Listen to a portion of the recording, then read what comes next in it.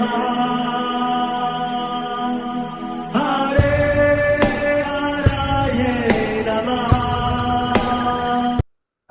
कृष्णा जी, आप सबका बहुत बहुत स्वागत है। मंगलाचरण आरंभ करते हैं। ओम नमो भगवते वासुदेवाय। ओम अज्ञानतिमिरान्धस्य ज्ञानाञ्जनशलाकया चक्षुरोन्मिलितं येन तस्मै श्रीगुरवे नमः। नमः ओम विष्णुपादाय कृष्णपृष्ठाय भूतले श्रीमते भक्तिवेदांत स्वामिनिति नामिने। नमस्ते सारस्वते देवे गौरवाणी प्रचारिणे। निर्विशेष शून्यवादी पाश्चात्य देश तारिणे। जय श्री कृष्ण चैतन्य प्रभु नित्यानंद श्री अद्वैत गदाधर श्रीवासादि गौर भक्त वृंद। हरे कृष्ण कृष्ण कृष्ण हरे हरे, हरे राम राम राम हरे हरे। कार्पण्य दोषोपहत स्वभावः पृच्छामि त्वां धर्म सम्मूढचेताः। यच्छ्रेयः स्यान्निश्चितं ब्रूहि तन्मे शिष्यस्ते अहं शाधि मां त्वां प्रपन्नम्। हरे कृष्ण। भगवद गीता आरंभ करते हैं। अध्याय 5 श्लोक नंबर 27 और 28। ब्रजेश्वरी जी, आप पढ़ेंगे संस्कृत। हरे कृष्ण। स्पर्शान् कृत्वा बहिर्बाह्यान् चक्षुश्चैवान्तरे भ्रुवो प्राणापानौ समौ कृत्वा न सभ्यन्तरचारिणौ यतेन्द्रियमनोबुद्धिः मुनिर्मोक्षपरायणः विगतेच्छा भयक्रोधो यः सदा मुक्त एव सः। हरे कृष्ण।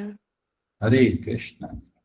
स्पर्शान इंद्रिय विषयों यथा ध्वनि को कृत्वा करके बहिः बाहरी, बाह्यान अनावश्यक चक्षुः आंखें च भी एव निश्चय ही अंतरे मध्य में भ्रुवोः भोः के प्राण अपानौ ऊर्ध्व तथा अधोगामी वायु समौ रुद्ध कृत्वा करके नास अभ्यंतर नथनों के भीतर चारिणों चलने वाले यत संयमित इंद्रिय इंद्रिया मनः मन बुद्धिः बुद्धि मुनिः योगी मोक्ष मोक्ष के लिए परायणः तत्पर विगत परित्याग करके इच्छा इच्छाएं भय डर क्रोधः क्रोध यह जो सदा सदैव मुक्तः मुक्त एव निश्चय ही सह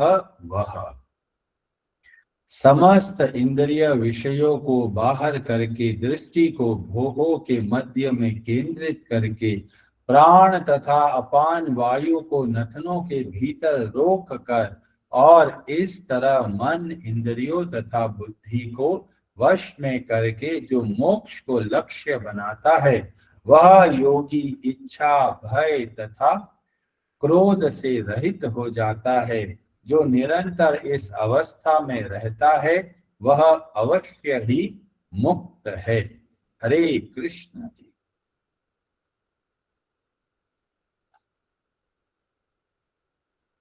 तो इस श्लोक की ये क्लास नंबर 7 है और अभी भी बहुत कुछ सीखना बाकी है। तो कल हमने अध्ययन किया यत इंद्रिय मनो बुद्धिर। ये हमारा मन, ये बुद्धि और ये इंद्रिया ये चंचल क्यों होते हैं? क्योंकि इनके अंदर काम वासना छिपी हुई रहती है और इसीलिए यत शब्द का प्रयोग करके भगवान हमको प्रेरणा देते हैं कि हमारी इंद्रिया मन और बुद्धि ये काम वासना से मुक्त हो सके। और इसीलिए ये शुरू के 2 लाइनों में बताया गया कि किस तरह से योग साधना के द्वारा हम थोड़ा थोड़ा अपने मन को संयमित कर पाते हैं। फिर बताया गया मुनि मोक्ष परायणः। तो जो भी योग साधना करते हैं, जो आसन और प्राणायाम, प्रत्याहार, धारणा, ध्यान और समाधि, यह अष्टांग योग के हिसाब से जो जीवन को चलाते हैं, उनके लिए भी उद्देश्य बहुत महत्वपूर्ण है। केवल स्वास्थ्य का उद्देश्य नहीं रखना है। जब कोई योग आसन करे तो मूल उद्देश्य होना चाहिए भगवान की प्रसन्नता। जितना हम हर एक कार्य को भगवान की सेवा समझ के करते हैं, उतना हम आसानी से इस संसार के बंधनों से मुक्त हो पाते हैं। कई लोग समझ नहीं पाते मुनि शब्द का अर्थ क्या होता है। मुनि, कई लोग सोचते हैं जो साधु बन गए हैं, घर बार छोड़ दिया है, वो लोगों को मुनि बोल देते हैं। या किसी ने दाढ़ी बढ़ा दिया है और सर के बाल बड़े कर दिए हैं, तो क्या वो मुनि कहलाते हैं? नहीं। मुनि का मूल शब्द है मन। जो निरंतर चिंतन करते हैं और बहुत सोच विचार के कार्य करते हैं, ऐसे लोग वास्तव में मुनि कहलाते हैं। हम लोग देखते हैं बहुत तरह के लोग हैं जो अपने मनमाने तरीके से कार्य करते हैं, परंतु जब हम समझते हैं कि हमारी बुद्धि अभी पूर्ण नहीं है और इसीलिए शास्त्रों के द्वारा बुद्धि को कुशाग्र बनाकर सब बातों को ध्यान रख कर फिर हम जब कार्य करते हैं, तो हम लोग मुनि कहलाते हैं। मुनि का मतलब है जो वास्तव में क्रिटिकल थिंकिंग करे, वास्तव में सब कार्य सोच विचार के करे। पर लोग अंधाधुन अंधविश्वास में आकर किसी को भी गुरु बनाते हैं, कुछ भी साधना करते हैं और कुछ भी बोलते हैं। और इसीलिए जब मुनि शब्द का प्रयोग किया गया, इसमें हमें बताया गया कि सोच विचार कर सब तत्वों को ध्यान में रख कर फिर हमको कार्य करना है, उसको बोला गया मुनि। और फिर बोला गया मोक्ष परायणः। तो ये परायण शब्द बहुत बार देखा होगा, तो परायण शब्द को समझने का प्रयास करेंगे, क्योंकि परायण और नारायण ये दोनों ऑलमोस्ट समान है। तो अभी हम अध्ययन करेंगे परायण शब्द का अर्थ क्या होता है। पर का अर्थ होता है उत्तम या उच्च या सुप्रीम, जो हमारा लक्ष्य है उसको, तो बोला गया पर, और बोला गया आयण। तो आयण का मतलब होता है या अयन का मतलब होता है कि जहां पर हम निवास करते हैं, या फिर जो हमको आश्रय देता है, या फिर जो हमारा उद्देश्य है, उसको बोला जाता है अयन। तो परायण का मतलब हो गया उस उद्देश्य की ओर रखना जो हमको ऊपर की ओर लेके जाए, भगवान की ओर लेके जाए। परंतु जब हम नीचे की ओर रहते हैं तो हम वास्तव में परायण नहीं बन पाते, और उसको बहुत तरीके से भगवान ने जगह जगह पर परायण शब्द का प्रयोग किया। और जब हम अयन शब्द को देखेंगे तो होता है आश्रय या स्थान, कहाँ पर हम रहते हैं। तो जब भगवत गीता में ये राक्षसों के गुण बताए गए कि राक्षस कौन होते हैं, तो अध्याय 16 के अंदर बहुत विस्तार से बताया गया राक्षसों का आचरण, उनकी विचारधारा। और उसमें जो अध्याय 16 के श्लोक नंबर 12 में बताया गया, आशा पाश शतेर बद्धा।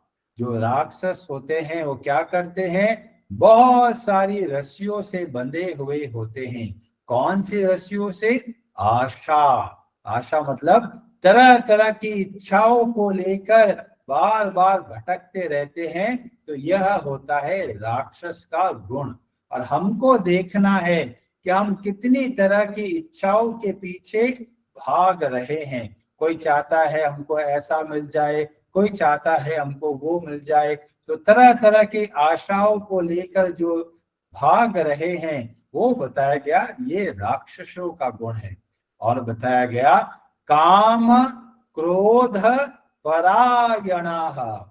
वो हर समय क्या सोचते रहते हैं कि मेरे को मजा कैसे मिलेगा। तो ये राक्षसों का गुण है कि क्या, कि सदैव भोगों के लिए भागते रहते हैं, अपनी इच्छाओं को पूरा करने के लिए संसार में तरह तरह के कार्य करते हैं। और बोला गया काम भोग अर्थम, सदैव भोगों के लिए भागते हैं, ऐसे होते हैं असुरों के लक्षण। तो परायण शब्द का मतलब बताया गया यहाँ पर कि हमारा सारा भाव किधर है, हमारा मन क्या सोचता है, हमारी बुद्धि क्या सोचती है, और उसके हिसाब से पता चलता है कि हम किसके परायण है। क्या हम कामनाओं के परायण है या फिर हम नारायण परायण है। तो इसीलिए हमें सोच विचार के कार्य करना है कि जो जो कार्य करते हैं उसका उद्देश्य क्या है, सुख भोगना है या दूसरों को दिखाना है या बताना है कि मैं उत्तम हूं, या फिर भगवान की प्रसन्नता के लिए कार्य करना। तो उससे हमको पता चलता है कि हम किसके परायण हैं। तो असुरों के बारे में पता चला कि काम क्रोध के परायण होते हैं, और हमको पता करना है क्या हम भी क्या काम या क्रोध के परायण है या नहीं। अगर है तो हमको सुधार की आवश्यकता है। 9वें अध्याय के 34 श्लोक में भगवान बोलते हैं मन मना भव मद भक्तो, और आगे चल के बोलते हैं मत परायण।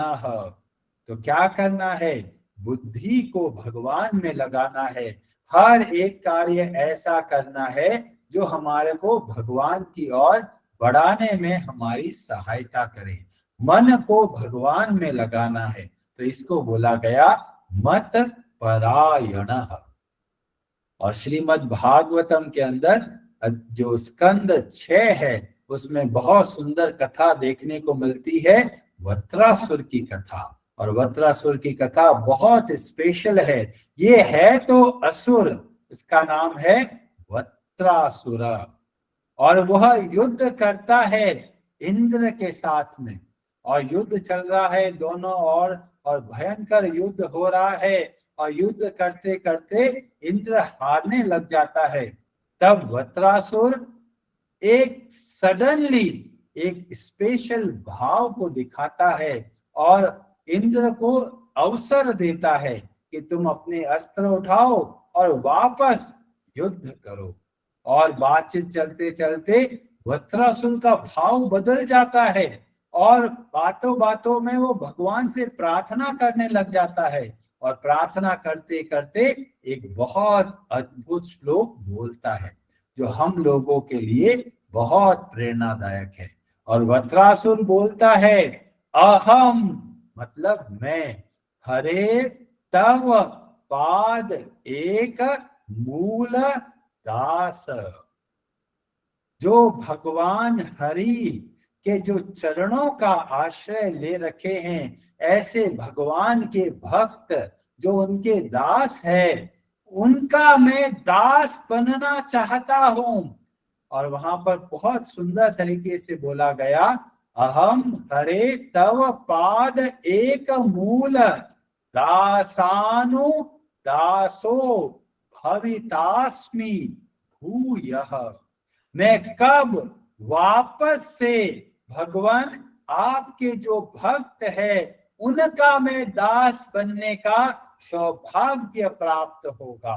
तो भूय शब्द का बोला गया कि वापस मैं कब मैं आपके भक्तों का आश्रय लूंगा।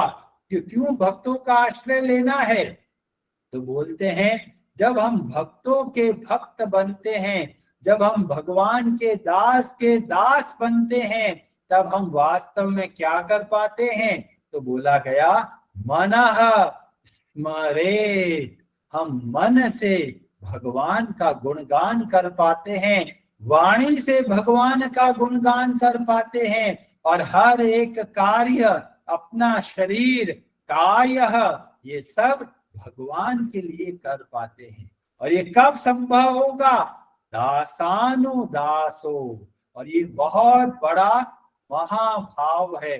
जो लोग सोचते हैं हम तो भगवान कृष्ण के भक्त हैं, कई लोग बोलते हैं हम तो बाके बिहारी जी के भक्त हैं, परंतु जो ये सोचते हैं कि हम भगवान के भक्त हैं, वो वास्तव में भगवान के भक्त नहीं है।